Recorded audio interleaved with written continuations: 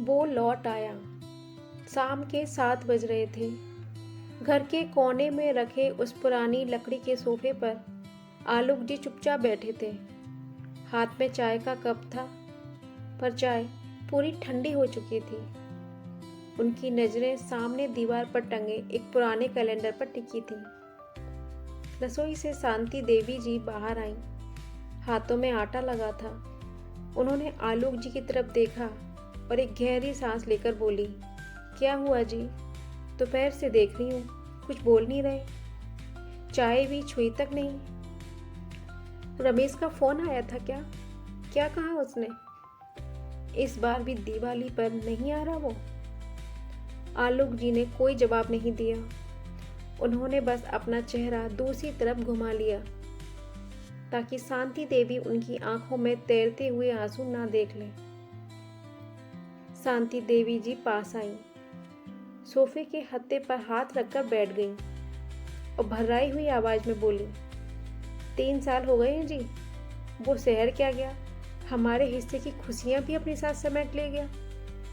जब भी फोन करो बस एक ही रटा रटाया जवाब मिलता है, मम्मी बहुत काम है, फुर्सत नहीं मिलती। क्या पाल पोस कर बड़ा इसलिए किया था कि वो हमारे लिए 2 दिन का वक्त भी न निकाल सके? आलोक जी ने चाय का कप मेज पर रखा। उनकी आवाज में एक अजीब सी खामोशी थी। बोले, वो अब कभी नहीं आएगा शांति। उसने उसने गांव का ये घर बेचने का फैसला कर लिया है। कल कोई खरीदार आ रहा है देखने। शांति देवी के पैरों तले जमीन खिसक गई।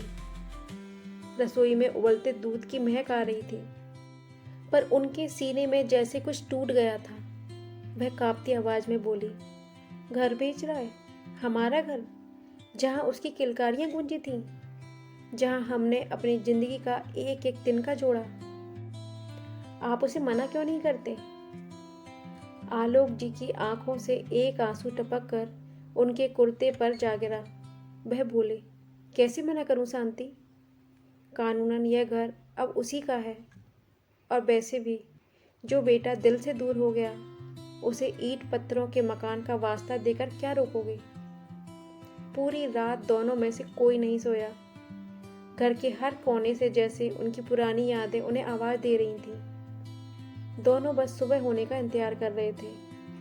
अगले दिन दोपहर के 12 बजे घर के बाहर एक महंगी चमचमाती गाड़ी आकर रुकी। शांति देवी जी का दिल तेजी से धड़कने लगा। उन्हें लगा कि शायद घर का कोई खरीदार आया है, लेकिन जैसे ही गाड़ी का दरवाजा खुला, उसमें से कोई अनजान आदमी नहीं बल्कि खुद रमेश उतरा। उसके हाथ में एक बड़ा सा बैग था। रमेश को देखकर शांति देवी जी के कदम वहीं रुक गए। ममता और गुस्से की जंग में वो चुपचाप खड़ी रहीं। रमेश दौड़ता हुआ आया और सीधे आलोक जी के पैरों में गिर गया। उसकी आंखों से लगातार आंसू बह रहे थे। आलोक जी ने उसे उठाने की कोशिश नहीं की।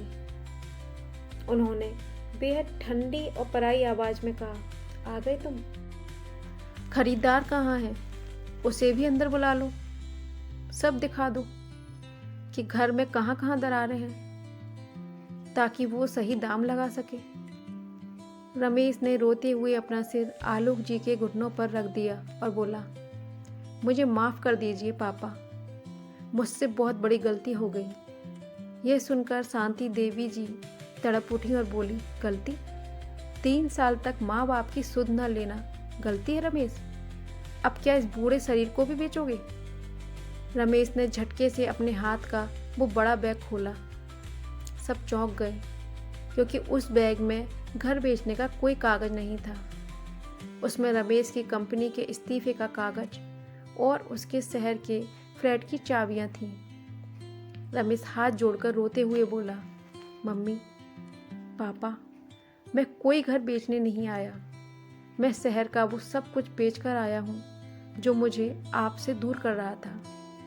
पिछले हफ्ते जब मैं बीमार पड़ा और अस्पताल में अकेला था, तब मुझे समझ आया कि पैसों की चकाचौंध में मैंने अपनी असली दौलत खो दी थी। शहर के उस आलीशान फ्लैट में एसी तो था पापा, पर आपके इस पुराने सोफे जैसा सुकून नहीं था। वहाँ लाखों की भीड़ थी, पर माँ की ममता जैसा कोई मरहम नहीं था। रमेश ने आगे बढ़कर शांति देवी जी का हाथ अपने हाथों में लिया और बोला, मैं हमेशा के लिए वापस आ गया हूँ माँ। अब मैं यहीं गांव में रहकर छोटा मोटा काम करूँगा। मुझे इस घर को बेचना नहीं है, बल्कि इस घर को फिर से अपनों के प्यार से भरना है। क्या आप अपने इस गुनहगार बेटे को माफ़ नहीं करेंगी? शांति देवी जी अपने आंसू नहीं रोक पाईं और उन्होंने आगे बढ़कर रमेश को गले से लगा लिया। आलोक जी की आंखों में भी अब सुकून के आंसू थे। खिड़की से आ रही धूप की किरणें गवाही दे रही थीं कि आज एक मकान फिर से हमेशा के लिए घर बन गया था।